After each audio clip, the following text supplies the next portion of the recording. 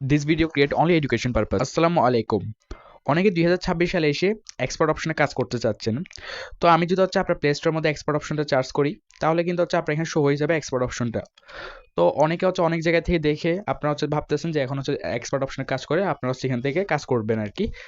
তো এখন এটা আপনাদের জন্য এই ভিডিওটা আমি কথা বলবো এক্সপোর্ট অপশনে কাজ করা ঠিক হবে কিনা, সঠিক ইনফরমেশন দেওয়ার চেষ্টা করবো ইনশাআল্লাহ। তো ভিডিওটি না টেনে সম্পূর্ণ দেখতে থাকুন। তো সর্বপ্রথম আমি এক্সপোর্ট অপশন নিয়ে আমি আপনাদেরকে কিছু কথা বলি। এক্সপোর্ট অপশন হচ্ছে একটা ট্রেডিং প্ল্যাটফর্ম, যেখানের মধ্যে আপনারা যেরকম একটা এখানে ট্রেড করেন সেম লাইক এটার মতো, কিন্তু ট্রেডের থেকে এটা একটা জিনিস আপনার এখানে এটা ট্রেড থেকে আর একটু ভয়ঙ্কর জিনিস। কীরকম? এখানের মধ্যে লস হওয়ার চান্স অনেকটাই বেশি আপনার প্রফিটের থেকে। কীরকম? এখানে কিন্তু একটা আপনার প্রথমে আপনাকে হয়তো দেখাবে যে এখানে প্রফিট করা যায়। এখানে আপনার প্রথমে আপনার কতগুলো ডেমো ব্যালেন্স দিবে।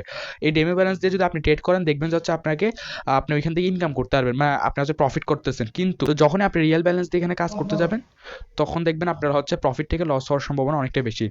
তার কারণে অবশ্যই আপনারা এই সাইটগুলো থেকে বিরত থাকবেন, কোনোভাবে এগুলোতে ঢুকবেন না।